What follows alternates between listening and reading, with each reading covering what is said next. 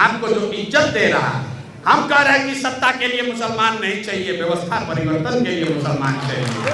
हम कह रहे हैं कि नहीं, हमको सरकार में आने के लिए मुसलमान नहीं चाहिए, बिहार को सुधारने के लिए, देश को सुधारने के लिए मुसलमानों का साथ चाहिए। तो आप तय कर लीजिए कि आप सत्ता में जाने का माध्यम बनना चाहते हैं कि बिहार को, देश को सुधारने का माध्यम बनना चाहते हैं। आप तय कर लो भाई।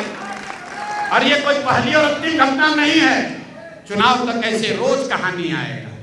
हम कुछ बोल रहे हैं, उसको काट के सोशल मीडिया का जमाना है, आपने देखा है मुसलमानों के खिलाफ इसका इस्तेमाल किया गया है। आपके बच्चों ने कुछ कहा, एक लाइन आगे से काट दिया, उस पर भारत देशद्रोह का कानून लगा दिया। आप तो इसके खुद भुक्तभोगी है, तो कम से कम उसको देख लीजिए, सुन लीजिए, उसके बाद भी ठीक ना लगे कोई बात नहीं, लेकिन उसको देखिए, जांचिए, परखिए। आपको तो कहा गया है इल्म हासिल करने के लिए चाइना तक जाना है, यहाँ पर तक व्हाट्सएप पर देखना है। अरे व्हाट्सएप पर देखे बगैर काहे खारिज कर रहे हो? तो यहाँ चाइना नहीं जाना है। कैसे यहाँ जन सुराज एक नई व्यवस्था बना रहा है, एनडीए को खत्म कर रहा है काट कर। ये अगर देखना समझना है तो चाइना नहीं जाना है।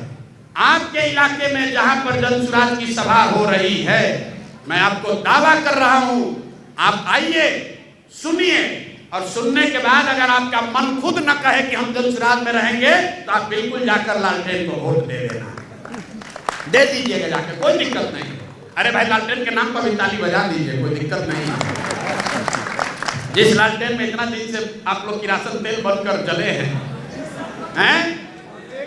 अब उसके बुझने का समय है, बुझने का समय है। अब मुसलमानों के बच्चों के घर में रोशनी, आपके घर में रोशनी आने का समय है, लालटेन के बुझने का समय आ गया।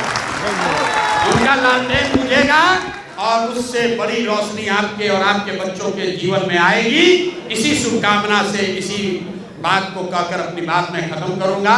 मैं माफ़ी चाहता हूं, मैं थोड़ा देर से आया हूं। आप में से जो लोग व्यक्तिगत तौर पर नहीं मिल पाए हैं, वो यहाँ पर भी मिल सकते हैं, नहीं तो शेखपुरा में भी मिल लेंगे। अगर दोनों जगह मुलाकात नहीं हुई तो जब आपके इलाके में आएंगे तब मुलाकात हो जाएगी। एक दिन भी मैं छुट्टी नहीं लेता हूँ। आई मोदी वाला छुट्टी लेना नहीं है, सही में नहीं लेते। आप लोग देख भी रहे हैं, हड्डी फेफड़े की टूट गई है, फिर भी रोज जाते हैं सभा करने। तो आप आइए, उन सभाओं में किनारे बैठकर देखिए, देखिए नजारा। जैसे आपको, कैसे हिंदुओं को आपसे काट कर भाजपा अपने साथ ले गई, आप उसका उल्टा होते हुए देखिए, कैसे हिंदुओं को हम काट कर आपसे धीरे धीरे जोड़ देंगे। लेकिन जब आपसे जोड़ेंगे तो आप बैठे हुए मत रह जाना मेरे भाई। यही आपसे आग्रह करने आए हैं। बहुत बहुत शुक्रिया।